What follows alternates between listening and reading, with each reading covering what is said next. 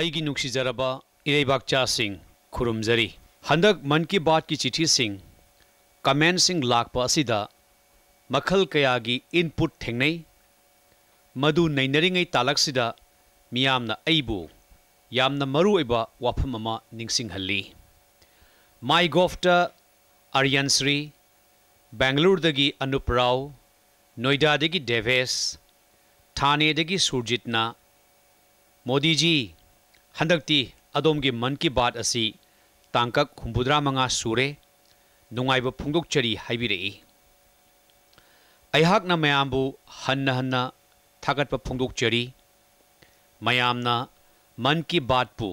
यामना कुपना येंगसिनबिरी अमदी लोइनबिरी मसी अयहाककीदमक्तदी यामना चाउथोकचनिंगाई अमदी नुंगाइनिंगाइनी अयहाकनसु मयामदा थागतप फोंदोकचरी मन की बात ताबीरिबा मयामबु तौबीमल खंगबु उच्चरी मयामगी मटेंग याउदनदी खोंचत असी ओइथोकते मयामगा लोइनना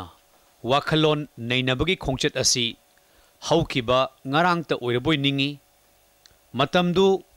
october gi tarik 3 इंग्लिशिंग अनि 13 gi Vijayadashami gi सेंगलबा नुमितनी अदुगा Mopa चानरुबा हाइबदुनी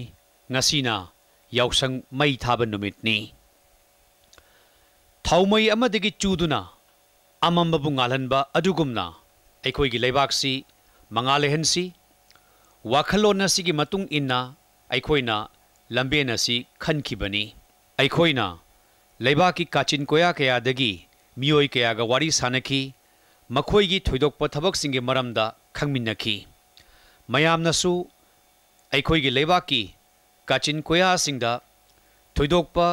thौना leiba taubangama kaya leiri haibasi bharat imagi mathanungda mamal yamlaba mani kaya leiri masi samajbu yengnabagi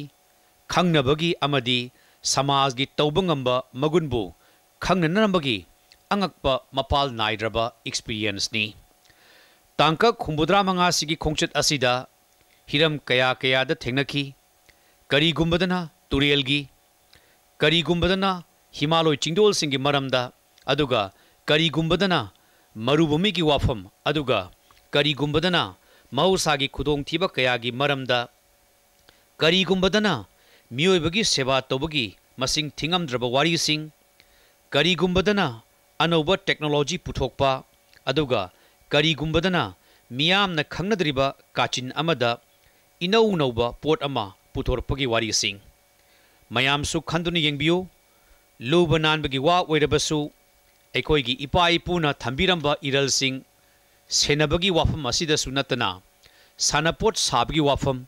यौसिंदबा करीबु लेरिबगी तसिंगनमक एकोइना Hiram कयादा नैनखी मसिंग थीबा ngamdaba मखैनी मरकसिदा अपुनबा Bharat अमा सागतनबा होनबदा मपाल नाइदबा थौदांग याबिरमसिंगी मफमदा इकाई खुमनबसु उच्चखी अइखोइना मालेमगी वाफम कयासु नैनखी मदुगी वाखलोन लौनबसु होटनखी मयामना इंगोंदा idea क्या ताकपिरेई पिबिरेई वाखलोन नैनबगी सिदा मयामसु अइगा लोइनना चटमिनरी लोइनना अनौ अनौबा वाखलोन हापचिन बिरी ngасidi मन की बात की 65 सुब टांकक असिदा खोंचत असिबु मपुंग फानबा अमदी मसिगा लोइनदुना लेबिबगिदमक ताबिदिबसिंगबु अहानबा मक्तदा तौबिमल खंगबा उच्चरी अइगी नुंगसिजरबा इरैबाकचासिंग ngasi asi मन की बात की 65 सुब टांककनी अदुगा निंगतंबगी चही 65 सुबगी अमृत महोत्सव हौबगी थासुनी नुंगाइख्रबा कयादा तंजा चानख्रबा अमृत महोत्सव असी दांडी खोंचत की नुमित्तगी हौकिबनी अगस्त 15 इंग्लिशिंग अनि कुलुमदोई फाउब चथगनी अमृत महोत्सव का मरी लेनबा थौरम कया लेबाक सिन थुंगना तोंगान तोंगान मफमदगी थौरम सिंगी फोटो अमदी थेंगनरकपसिंग अदु मियामना शेयर तौनरकली झारखंडगी नवीन अइंगोंदा फोटो सिंग कोनब पाउजिल अमा नामो एप थारई महाकना अमृत महोत्सव की थौरम सिंग येंगले लोइनना निंगतम इहोग सागोनब मफम तरादी सत्के खल्ली हाइना इबिरई महाके लिस्टुदा इहान हानबदा भगवान बिरसा मुंडा की पोंगनफम याउरी झारखंड की आदिवासी सिंगना निंगतम इहोद लौखिब थौदांग सिंगदु लेबा की अतई मफमदा संदोकनी हाइना महाकना हाइबिरई मरुप नोबिन नहाकी वाखलोन अदुगिदमक नहाकपु हन्ना हन्ना थागतचरी मरुप सिंह निंगतम इहोगी कनागुंबा लानमी अमगी वारी ओइरो करीगुंबा मफम अमगी पुवारी ओइरो लेबाग असिगी चनलोंचत का मरी लेनबा वाफम ओइरो पुमनमक असि अमृत महोत्सव की मतम मसिदा पुथोकपिरउ मसिना लेबाक मियामगा समनबगी थोंग ओहेनबा याई उना उना अमृत महोत्सव असि तमजनिंगाई ओइबा अमृत सिंगना पिक थल्लनी मसिदगी चेंथरकप इचेलना भारत की निंगतंबगी चही चाम फावबा इनोट हापलनी लेबाक असिसु अनौब मोंगदा सावखत हल्लगनी करीगुंबा खरा तौनिंगबगी अपामबदु पोखल्लगनी निंगतंबगी इहौसिदा अैखोइगी इहौरोइसिंगना अवाबा कया खांखी मरमदी मखोइना मरैबाकीदमक कथोकपा अमदी थवाई थादोकपबु मसागी तौफम थोकपनी खनखी मखोइगी कथोकपा अमदी ओइजब थीदबगी वारी असि लेंदना लेहौरगनी मसिना अैखोइबु इसागी तौफम थोकपा इथौदांगी लंबीदा लमजिंगदुना लेरगनी गीतादा भगवान श्री कृष्णना असुमना हाई अैखोइना इसागी तौफम थोकपा इथौसिंग पुनिंग चंगना तौसी लोइनना निंगतंबगी अमृत महोत्सव की वाखलोंदी अैखोइना अनौब खरा तौसी हाइबसिनी वासकसिंग असि मपुंग फानबगीदमक अैखोइ थवाई हक्चांग यावना होनसी अदुगा वासकतुदी समाजगी काननबगीदमक्ता लेबाकी काननबगीदमक्ता मंगाल नाइबा भारत की तुंगीदमक लोइनना अैगी इसागी थौदांग खरा खरा यावहल्लदुना अैगी तौफम थोकपदुगा मरी लेनहलसी गीताबु थबक ओइना पांगथोकपगी मतांग चाबा तंजानी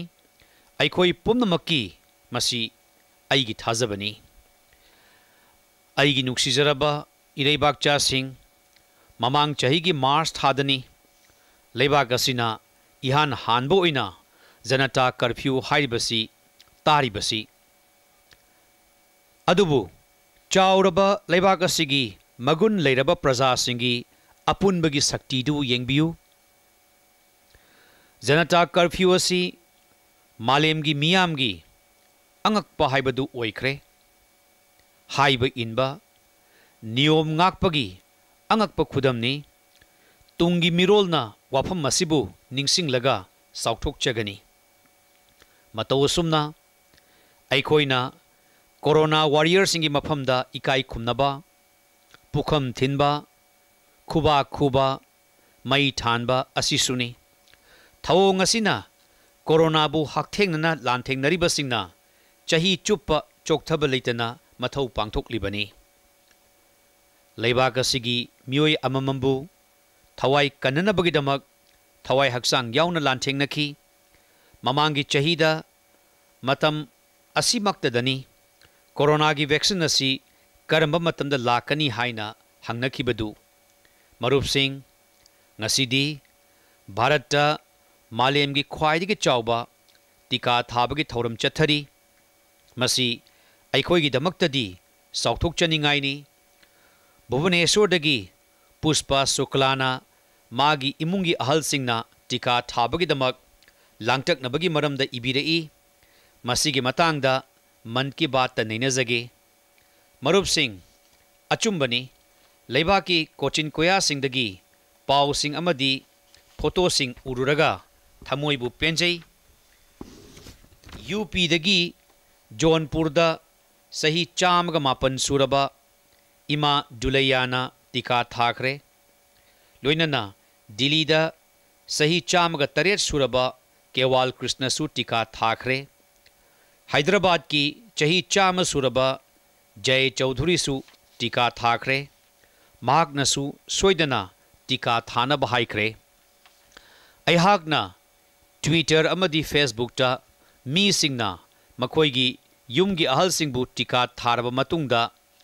फोटो अपलोड तौरप उखरे केरलादगी नहा ओइरिबा आनंदन नायरना मसिबु अनौब ममिंग अमा थोले वैसिन सेवा असुमना दिल्लीदगी शिवानी हिमाचलदगी हिमांशुना चिंबा नहा कयाना थाबिरई अहाकना ताबिरिबा मयामगी वाखलोनबु थागतचरी पुमनमक असिगी मरक्ता कोरोना लांथेंगनबगी मंत्र असि कौबिगनु हिदाकसु चेक्सिनबसु अदुगा अहाकना हाइजगदबदी मदु नत्ते अखोई हिंगदबनी ngangadabani takadabani aduga miyamnasu hidaksu cheksinbasu masigidamakta sem saduna leibiu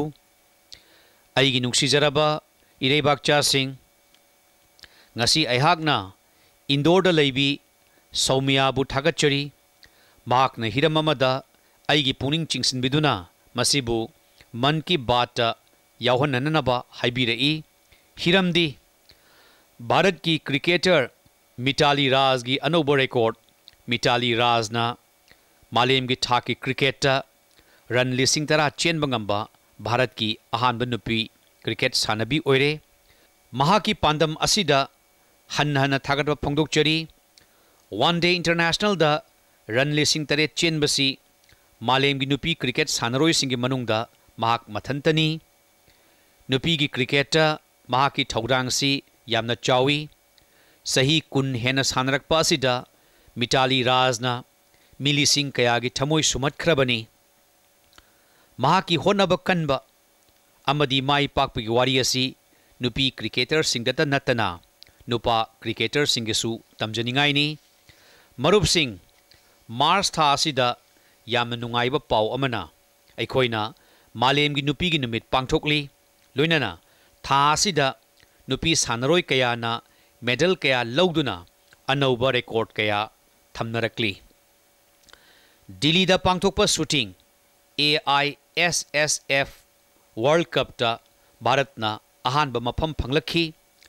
सनागी चकमांदसु भारतना पुमनमकी मकोंग थोंगली मसी भारत की नुपी अमसुंग नुपा सानरोय सिंगी निंगथीजरबा खुसानदुननी मरकसिदा PV सिंधुना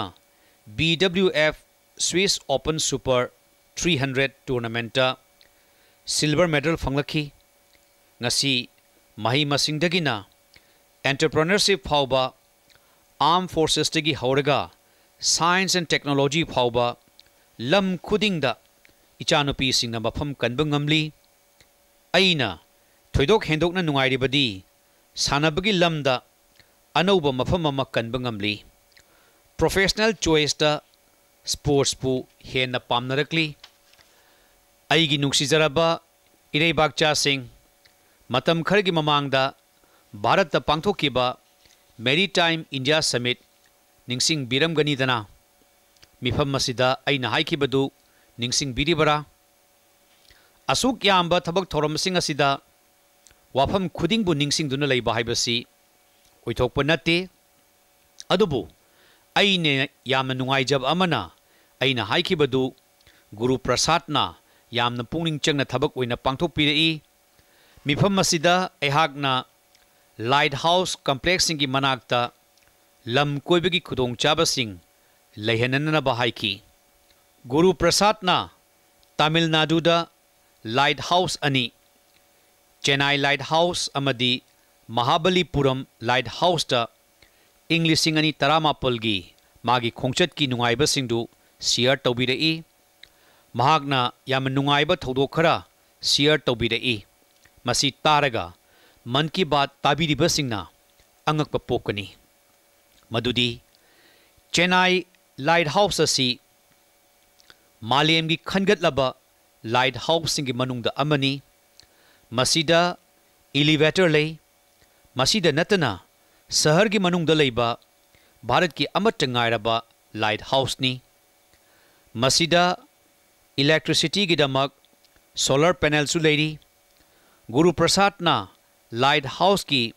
हेरिटेज म्यूजियम की मरमदा पलकपदा मेरीन नेविगेशन की पुवारी निंगसिंग लई म्यूजियम दा थाव न थानबा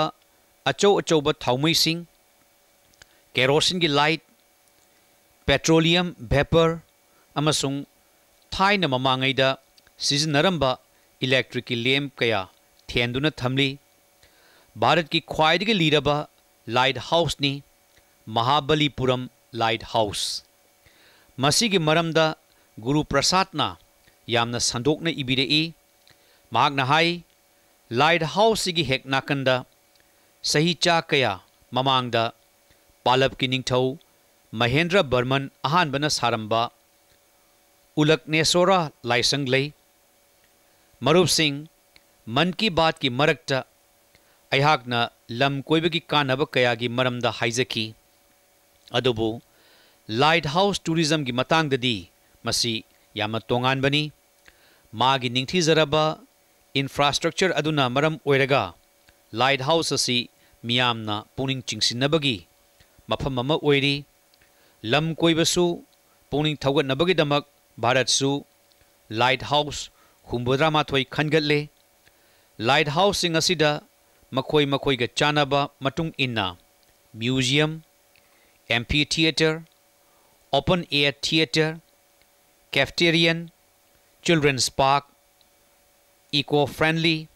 कॉटेजेस अमदी लैंडस्केपिंग सेम सागनी लाइट हाउस की मरमदा हाइरिंगैसिदा याम तोंगानबा लाइट हाउस की मरमदा मयामदा हाइजगे लाइट हाउस असी गुजरात की सरेंद्रनगर जिला लैबा जिंजुरारा कौबा मफम अमदनी मसीगी लाइट हाउस असिना थोइदोकपो ओइबगी मरम करिनो खंगबिब्रा लाइट हाउस असी समुद्र खोंबानदगी किलोमीटर 100 हेना लाप मफमद लई खुंगंग असिदा मतम अमदा यामना चिनबा हिथांगफम ओइरंबगी ममी मसीदा तारिबा नुंगसिंगी मसक्तगी खंगबंगमी मसीना ताकलिबदी हाना कोस्ट लाइन असी जिंजुवारा फाउबो ओइरमी समुद्र पिक्सिलकपा साउखलकपा मनिंगदा हंदोखिबा लापना चटखिबा पुनमग असी महाकी मोंग मतौ अमनी जापान लाखिबा तमथीरबा सुनामी अदु थासिदा सही तरा मपुंग फारकले अदुगा मानब सुनामी अमा भारत इंग्लिशिंग अनि मरीदा लाखी अंडमान निकोबर अमसुंग तमिलनाडु की लाइट हाउस ता मथौ पांगथोक्तुना लेबा मियोई 13 सुनामी अदुदा थवाई मांगखी हनबा लेटना मथौ पांगथोक्लंबा अखोइगी लाइट कीपर्सिंग अदुबु अहाकना इकाई खुमनबगा लोइनना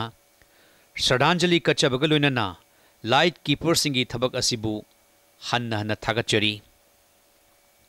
नुंगसीजरबा इरेबाकचा सिंह पुंसीगी हिरम खुदिंगमक्ता अनौबा अहोंगबा हाइबा असि यामना मथौ ताई नत्रबदी करीगुंबदा मसीना अखोइदा पोलुम अमा ओहेलई लौ सिंगुदा अनौबा हाइबा वाफम असि भारत की दमक मतम मसीगी ख्वाइदगी तंगाई फदबा अमा ओइरबनी यामना थेंगलबनी अखोइना मतम यामना मांगहनख्रे एग्रीकल्चर सेक्टर दा थबक पीबगी अनौबा खुदोंग चाबा फंगहनबा लौमी सिंगी सेंथोक हेंगत हन्नबा ममांगैदगी चन्नरकलबा लौ पथापसिग लोइनना अनौबा इनोवेशन मयाम अमा तंगाई फद्रे मसी लेबाक असिना व्हाइट रेवोल्यूशन की मतमदा काउख्रबनी अनौबा हौजिक बी फार्मिंग असी अनौबा ऑप्शन अमा ओइना अखोइगी मांगदा लेरे बी फार्मिंग असिना लेबाक असिदा खोइगी इहौ नत्रगा स्वीट रेवोल्यूशन की हौरफम ओइरे लौमी कयामा लम मसीदा चंगसिलकली मसीगा मरी लेनबा इनोवेशन कयामा तौरी वेस्ट बेंगोल की दार्जिलिंग लेबा खुंगंग अमनी गुरदुम मसी वांगलब चिंगदोंद लई चथोक चसिन याम नुंगाइते अदुम ओइनमक मफम असिगी मियोइसिंगना हनी बी फार्मिंग की थबक असी पाइखटप हौरे मफम असिगी खोई असी मियामना यामना पामनरकली मसिना लौमी सिंगी सेंथोकसु हेंगत हल्ले वेस्ट बेंगोल की सुंदरबन की ऑर्गेनिक खोई असी लेबाक असिदत नतना मालेम पुंबदा यामना पामनरकली अयहाकना खंजबा मसिगा मानबा मफम अमा गुजरात की मतांगदा तमजगे गुजरात की बनासकंठादा ꯏꯪ 2013ꯇ ꯊꯧꯔꯝ ꯑꯃ ꯄꯥꯡꯊꯣꯛꯈꯤ ꯊꯧꯔꯝ ꯑꯗꯨꯗ ꯑꯩꯍꯥꯛꯅ ꯃꯌꯥꯝꯗ ꯍꯥꯏꯖꯈꯤ ꯃꯐꯝ ꯑꯁꯤꯗ ꯇꯧꯕ ꯌꯥꯕ ꯌꯥꯝꯅ ꯂꯩꯔꯦ ꯃꯌꯥꯝꯅ ꯁ꯭ꯋꯤꯠ ꯔꯦꯚꯣꯂꯨꯁꯟꯒꯤ ꯑꯅꯧꯕ ꯄꯔꯥ ꯑꯃ ꯏꯅꯕ ꯍꯣꯠꯅꯁꯤ ꯍꯥꯏꯅ ꯍꯥꯏꯖꯈꯤ ꯃꯁꯤꯒꯤ ꯃꯇꯨꯡꯗ ꯇꯦꯜꯂꯕ ꯃꯇꯝ ꯑꯁꯤꯗ ꯕꯅꯥꯁꯀꯟꯊꯥ ꯑꯁꯤ ꯈꯣꯏꯍꯤ ꯄꯨꯊꯣꯛꯄꯒꯤ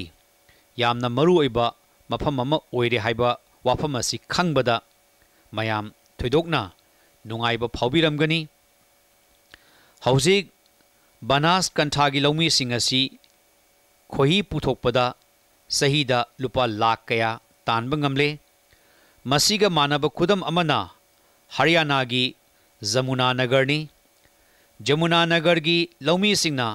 ꯕꯤ ꯐꯥर्मिंग तौरगा सही अमदा खोही टन चा कया पुथोक्तुना मकोईगी सेंथोक हेंगतप ngamle लौमी सिंगना कन्न होनबा असिगी महई ओइना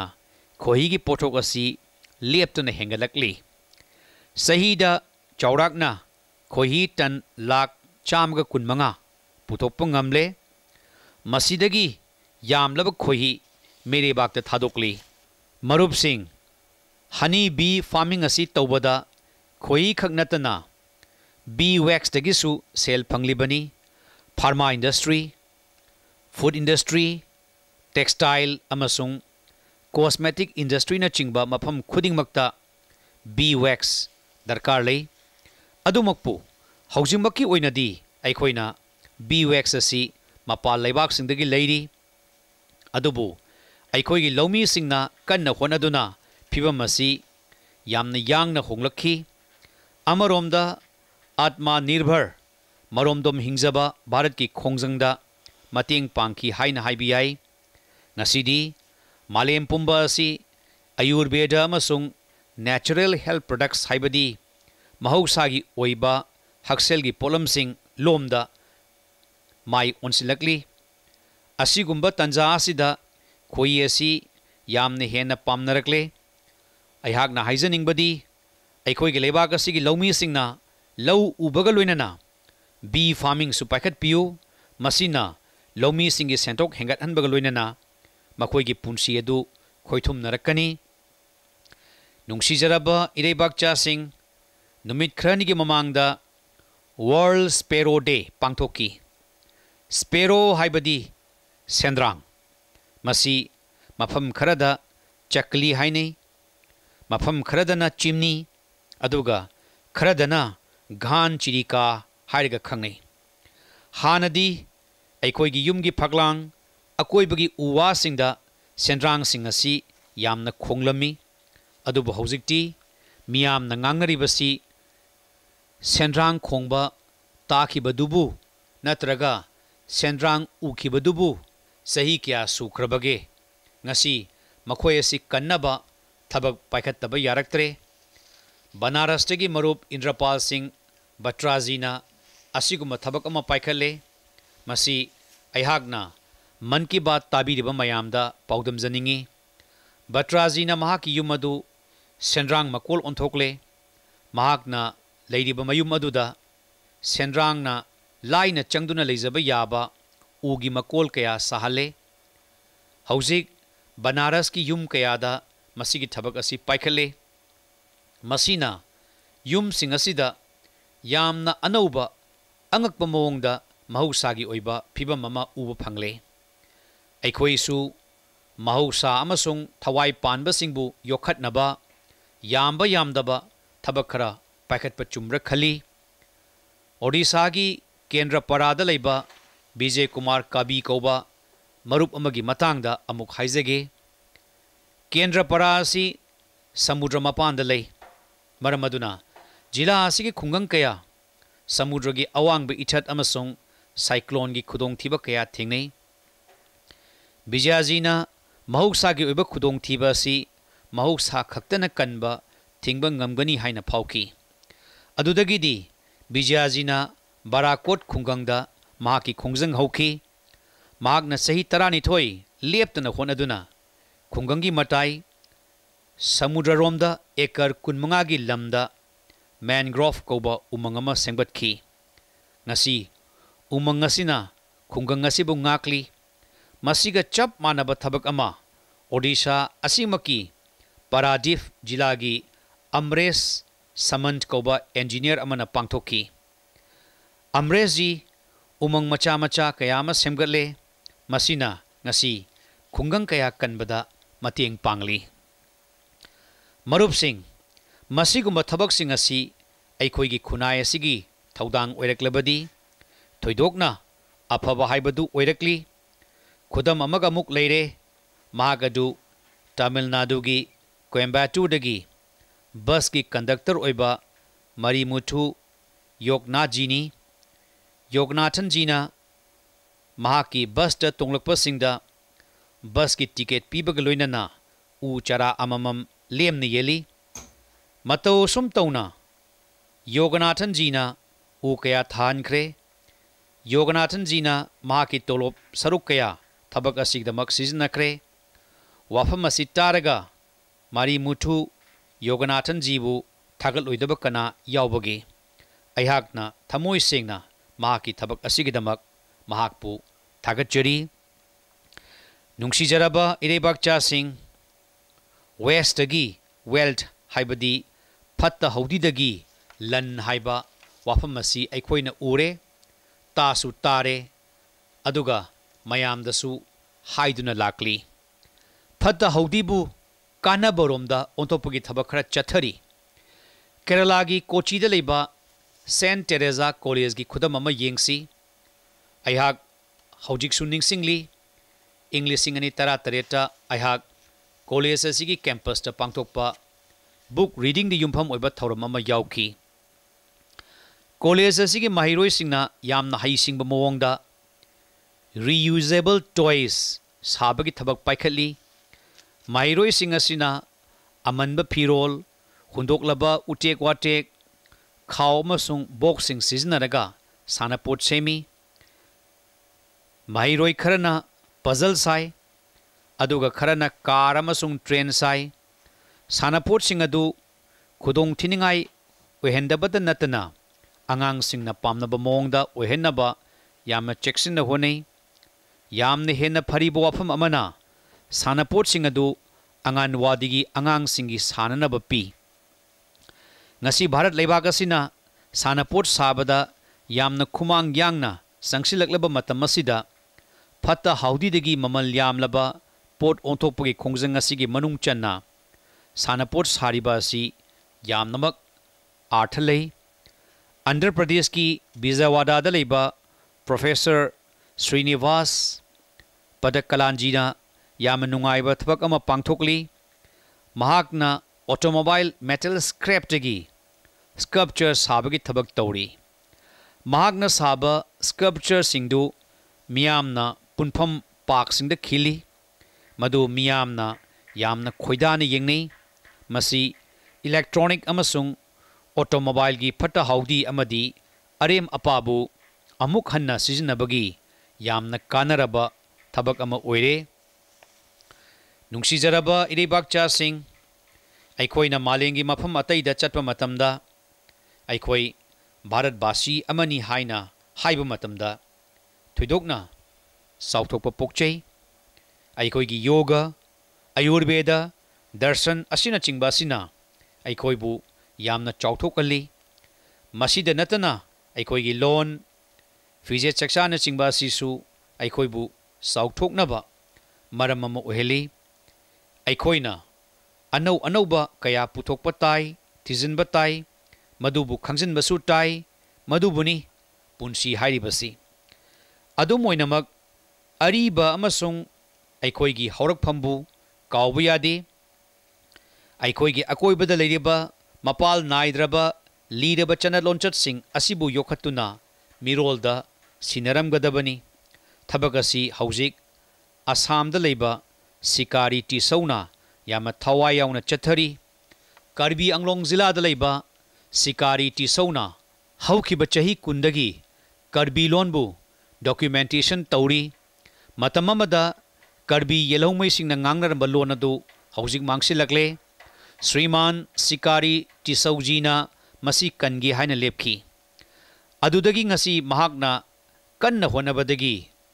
कार्बी लोन की मतांगदा वाफम कया डॉक्यूमेंटेशन तौबा लोरे महाकी होनजमन असिगिदमक मफम कयादगी थागत वाही फंखरे अवार्डसु फंखरे मन की बात की खुठांगदा श्रीमान सिकारी टिसौजीबु थागतचरी लोइना लोइनाना लैबाक असिदा लैबा मियोय कया अमा असिगुम थबक असि पांथोकपिरिबसिंगदसु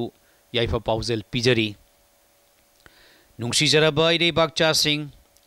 अनौबा अमा हौदोरकपा हाइबसि अदुमक मरु ओइबा अमा ओइरेई अनौबा हौदोकपा हाइबगी वहानथोकती अनौबा ओइथोकपा अमुकसु मसि अनौबा थाजबा अनौबा थौना हाइबि याइ मरम मसिमंगना ओइरमगनी हाइने खल्ली तोंगान तोंगानबा राज्यसिंगदा खेनबना थल्लबा अइखोइगी चनलोंचतसिंग असिदा करिगुंबा अमा हौरकपसि कुमई अमा ओइना पांथोकलिबसि होली असिसु बसंतबु कुमई अमा ओइना पांथोकपगी चनबिनी अइखोइना मचु कयागा लोइनना होली सानरिगे तंजा अदुदा बसंतसु माइकई मरी असिदा अनौबा मचु कया चाइबा हौरई तंजा असिदा लईसिंगसु फुगाइना सातपा हौरई लोइनना महौसासु अमुक हन्ना हिंगलकपगुम उरी लेबाकी तोंगान तोंगान मफमसिंगदा यामना थुना अनौबा चही पांथोकलनी उगादी नत्रगा पुथांदु गुडी परवा नत्रगा बिहु नबरे नत्रगा पोइला बोईशाक नत्रगा बैसाखीबु ओइरो पुनमक असिना लेबाक असिदा अनौबा आशागा लोइनना हराउ तयामगी मचु कया पुरकलनी मतम असिदा केरलादसु यामना फजरबा कुमई बिशु पांथोई मसिगी तुंगदा यामना थुना चैत्र नवरेत्रिगी सेंगलबा कुमईसु लाखलगनी सजीबु थागी मापलनी पानबा नुमिता अइखोइगी सिदा राम नवमी पांथोई मसी भगवान राम की मपोक नुमितका लोइनना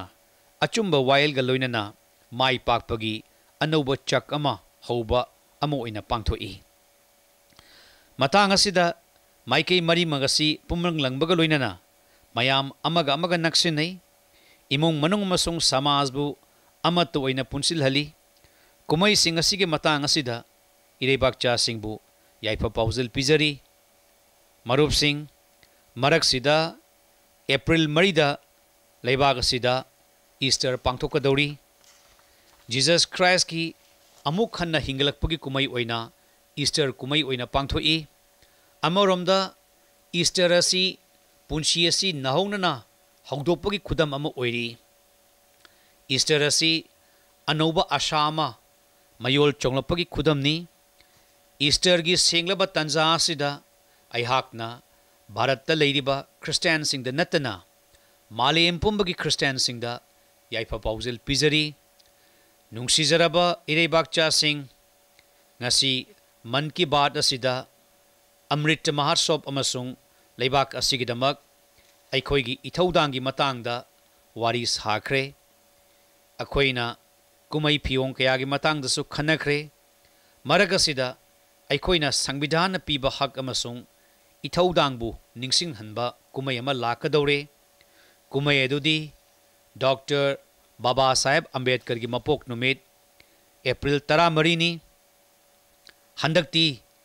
अमृत महोत्सव की मतांग असिदा अमुक्का हेन मरु ओइरे अइहाकना थाजै अइखोइना बाबा साहेब जी की मपोक नुमित असि काउंगमलरोइदबा नुमित अमा ओइहनगनी अइखोइना अइखोइगी इथौ पांथोकनी हाइना वासक लौरसी लोइनना मंगोंदा श्रद्धांजलि कटलसी थाजबसिगा लोइना लोइनना कुमई सिंग असिगिदमक मयामदा याइफा पाउजल पिजरी मयाम नुंगाइना लेबियो हक्चांग फना लेबियो अमुक्का हन्ना हाइजरी हिदाकसु चेक्सिनबसु हाइबो वाफम असी कौबिगनु हन्ना हन्ना थागतचरी।